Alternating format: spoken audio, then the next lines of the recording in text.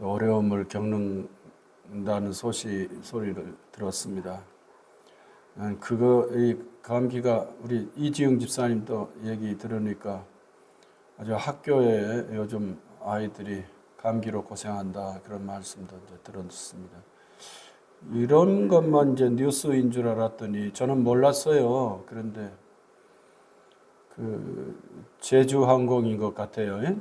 자세히 지난주 제가 요즘 이제 교우들과 함께 이제 성경을 읽는데 통독 우리 앞서서도 언급이 있었습니다만은 청년들이 그렇게 열심히 성경을 읽을 줄 몰랐어요. 어제 9시부터 저녁 9시까지 그 사도행전과 바울서신을 읽으면서 자신들이 그 나름대로 성경만 읽는 게 아니었더라고요. 그러면서 자신들이 경험한 그 신앙적인 내용도 이제 서로 나누었다고 그러는데 참 귀한 일이라고 생각을 합니다. 그런데 보통 이렇게 통독을 했습니다만은 저한테는 이제 일정한 시간이 있기 때문에 주어져 있기 때문에 성경을 읽되 그 중요한 구절들을 이렇게 주로 보면서 이렇게 안내를 하고 있는데 지난 주간에는 마가복음을 이렇게 안내를 했었거든요. 근데 그 마가복음을 안내하면서 성탄절에 있는 마가복음 그렇게 시작이 되었어요. 근데 이게 맞나? 성탄절에 있는 마가복음 이게 무슨 뜻이지? 그리고 제가 이렇게 썼나? 하고 나중에 제 원고를 보니까 잘못 썼더라고요. 성탄절에 있는 마가복음이 아니라 성탄절에 읽는 마가복음이었는데 제가 이렇게 잠깐 잘못 써가지고 우리 타이핑하는 분이 그대로 이제 타이핑을 해서 이상한 문장이 되고 말았습니다. 그 말은 이제 말인즉슨 무슨 뜻인가 하면 다른 복음서는 성탄절에 대한 언급이 있지 않습니까? 마태복음에는 동방박사들의 이야기로 유명하지 않습니까? 누가복음에는 목자들이 찬양을 하는 것으로 경배하는 것으로 또 유명하잖아요. 근데 마가복음은요 성탄절에 대한 언급이 없어요. 그리고 바로 예수님의 사역과 관련된 말씀이 이렇게 진행이 되지 않습니까? 그래서 그 내용을 이제 보려는 것이고 성탄절에 대한 이야기는 마가복음에 없지만 성탄절이라는 시각으로 마가복음을 좀 읽어봅시다 하는 안내를 한 것인데 문장이 이상하게 되었던 거예요. 제가 그 오자 글을 잘못 씀으로써 아주 엉뚱한 이야기가 되어버리고 말았습니다. 글을 잘못 쓰고 또 고치지 못한 허물이 저한테 있음을 아주 확인하는 그런 순간이었습니다. 있다와 읽다는 전혀 다른 뜻인데 한 글자 차이가 이렇게 큰 그 의미의 그 혼선이라 할까 이런 것들을 낳는구나 이런 거를 생각하게 되었습니다. 오늘 그걸 생각하면서 저는 오늘 창세기 말씀을 우리 교우 여러분과 함께 좀 보려고 생각했는데요. 이 내용은 우리가 잘 아는 거지 않습니까? 하나님께서 아브라함을 시험하시려고 100세 얻은 아들을 하나님께 바치라고 말씀을 하셨고 우직하게도 아브라함은 거기 하나님의 말씀, 하나님의 시험에 응하였다 그렇게 성경은 말하잖아요. 그런데 참 그 일이 잘 됐잖아요. 하나님께서 순양을 준비해서 그 이삭 대신에 하나님께 바치도록 이렇게 예비하심으로써 아브라함이 두 차례에 걸쳐서 자기의 그 신앙이 하나님 앞에서 신실한 것임을 이렇게 증거하고 하나님께서 인정하셨고 복을 주시는 내용이 나오지 않습니까? 그래 일이 다 잘 됐어요. 일이 다 잘 됐는데 오늘 우리가 참 한 부분을 좀 읽으면서 일이 잘 되기만 한 것이 아니라 안타까운 후유증도 있음을 볼 수 있다는 점입니다. 하나님께서 두 번째로 그 사자를 통해서 언약을 이렇게 베푸셨고 그리고 그 언약을 받은 후에 아브라함이 이제 내려오지 않습니까? 그런데 여기 보면 아브라함이 내려오는데 이스라엘 말에는요, 우리 말에는 그런 이제 문법적인 특징이 안 나타나지만은 이스라엘 말은 주어가 만약에 복수잖아요. 그러니까 우리라는 말을 한다고 합시다. 그러면 거기에 맞추어서 동사도 복수형 동사로 바뀌어요. 근데 특이하게도 지금 내려오지 않습니까? 그러니까 아브라함이 그 아들을 바쳤는데 하나님께서 다른 재물을 통해서 그 아들을 돌려주셨잖아요. 그러면 내려올 때는 누가 내려오는 거예요? 아브라함과 이삭이 내려오는 거잖아요. 두 아들이 내려오니까 동사는 무슨 동사가 돼야 되겠어요? 주어가 동사, 복수니까 둘이잖아요. 아버지와 아들이 내려오잖아요. 내려오니까 동사도 복수형 동사가 돼야 돼요.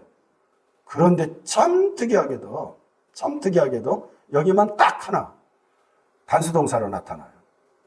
그러니까 내려올 때 아들하고 같이 왔다기보다는 그 문법의 특징을 따라서 본다면 아버지가 혼자 내려온 것으로 되어 있어요. 실제로는 아들하고 같이 내려왔을 것이 틀림없어요.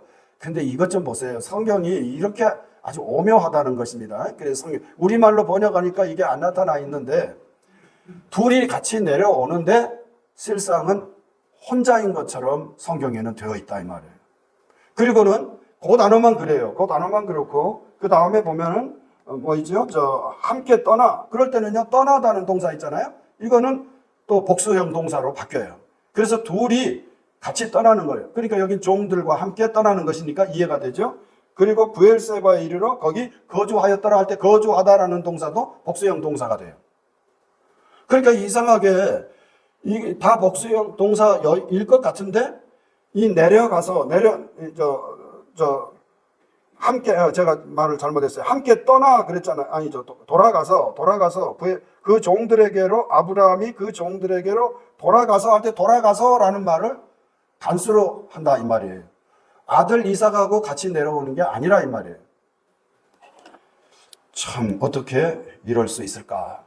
여기서 이제 많은 분들이 이게 성경을 기록하고 있는 저자가 저처럼 글을 쓰다가 실수했나? 이렇게 생각을 하는 경우가 꽤 있었어요. 제가 있다라고 써버렸잖아요. 읽다라고 해야 되는데 읽는다라고 해야 되는데 있다라고 하니까 문장이 이상해졌잖아요. 그런 것처럼 성경을 기록하고 있는 이 저자가 실제로 복수동사로 써야 되는데 실수해가지고 단수동사로 썼다 이렇게 생각할 수도 있다는 거예요. 그런데 이스라엘 사람들은 하나님의 말씀에 실수가 없다 이런 입장이고요. 이거는 무슨 뜻인가 할 때 글을 잘못 쓴 게 아니고요. 아버지와 아들이 내려오는데 한번 가만히 생각해 보세요. 멀쩡하게 아들인데 아버지가 갑자기 다 설명을 안 했을 거 아닙니까? 산으로 올라갈 때는 재물이 어디 있어요? 그러니까 아들아 올라가면 다 하나님께서 준비하신단다. 이런 식으로 말을 둘렀잖아요. 누구라도 그럴 거예요. 자기 자식을 세상에 번제로 바치는데 그걸 자세히 설명할 아버지가 어디 있겠어요? 못 하겠잖아요. 그러니까 아들은 그런 내용도 모르고 그냥 따라 올라간 거예요. 그런데 갑자기 이 장작을 쌓더니 자기를 꽁꽁 묶는 거예요. 이스라엘 사람들은 이 본문을 아케다라고 말을 한대요. 아케다라는 게 묶는다는 뜻이에요. 그러니까 이 아케다 본문은 갑자기 아버지가 자식을 꽁꽁 묶어가지고 들어서 장작더미에다 올려놓고 그리고 칼을 들어서 찌르려고 하는 순간이었어요. 그랬을 때 그 아들의 입장에서는 어떻게 했어요? 아버지와 아들 사이에 그 감정이 있다고 한다면 그 5만 가지라고 표현할 수 있겠잖아요. 5만 가지가 몇십 리로 도망가요? 아버지가 자기를 향해서 칼을 꽂으려고 할 때 아버지에 대한 5만 가지 감정, 생각들이 있었겠잖아요. 그 좋은 쪽으로 합시다. 좋은 쪽에 감정이 있었어요. 지금까지 살면서. 그런데 그 칼을 보는 순간 그 사랑의 마음은 100리로 가겠어요? 얼마쯤 가죠? 저기 화천에 가면 이 마을이 있어요. 9만리. 9만리 밖으로 도망갔겠잖아요. 아니, 안 그렇겠어요? 야, 우리 아버지가 저거 정말 정신 나갔구나. 그리고 자기는 거기서 벗어날 수 있었어요. 하나님의 섭리를 따라서. 그렇지만 그때 충격은, 심리적인 충격은 말로 다 할 수가 없었을 거예요. 그러니까 같이 내려오기는 내려와도 이거 이전에 아버지와 아들 사이가 아닌 완전히 달라진 관계이고, 그 상처가 얼마나 심각한 것인지를 성경은 보여주기 위해서 딱 여기서 돌아가서라는 이 낱말만 단수동사로 받았다, 이렇게 주석가들은 풀이하는데요, 상당히 맞다고 생각합니다. 이 장면이 얼마나 심각한 장면인지를 보여주는 창세기 22장을 읽으실 때 요 끝절에 있는 거 19절인가요? 19절을요 성도 여러분 꼭 한 번쯤은 머물러서 다시 한번 읽어보시기를 바랍니다.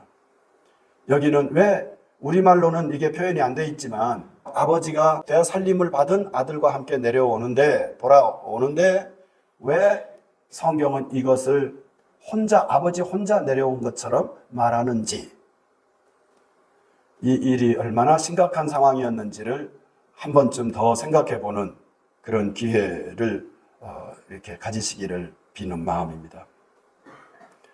예수님께서 마태복음 5장 18절에 보면 진실로 너희에게 이르노니 천지가 없어지기 전에는 율법의 1.1획도 결코 없어지지 아니하고 다 이루리라, 이렇게 말씀합니다.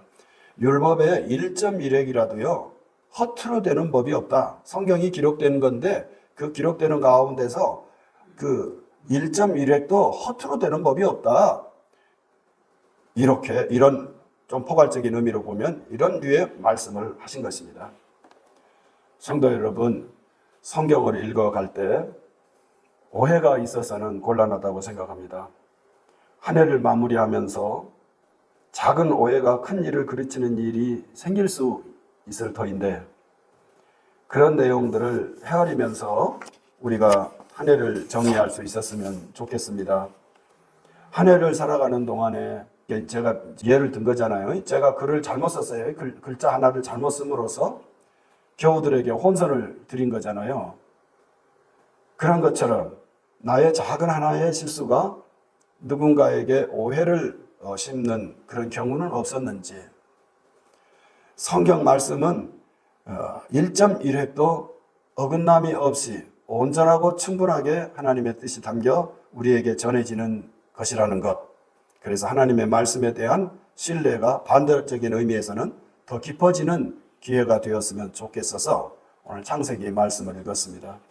우리 젊은이들이 성경을 읽으면서 성경은 아주 중요한 특징이 하나 있다고 그러잖아요. 다른 책도 그럴 수 있지만 성경을 처음에 내가 읽잖아요. 그런데 나중에 어느 시점을 지나가다 보면 성경이 누구를 읽어요? 나를 읽는다, 그런 말을 해요. 처음에는 내가 성경을 읽지만 성경을 읽어가면서 성경이 나를 읽는 정말 그 신기하고 소중한 체험을 우리 청년들이 어제 그렇게 하신 것 같습니다. 그리고 성경을 사랑하기 위해서 성경을 읽는 도구를 개발을 해서 이렇게 이제 우리 교우들과도 나누려고 특히 70주년 사업 일환으로 그 일을 하기를 원합니다. 함께 읽어가시면서 성경이 우리를 읽고 우리가 우리 자신에 대해서 오해했던 것들 혹은 하나님의 말씀을 오해했던 것들을 정리해 주시도록 그렇게 비는 마음으로 한 해를 마무리하고 싶습니다.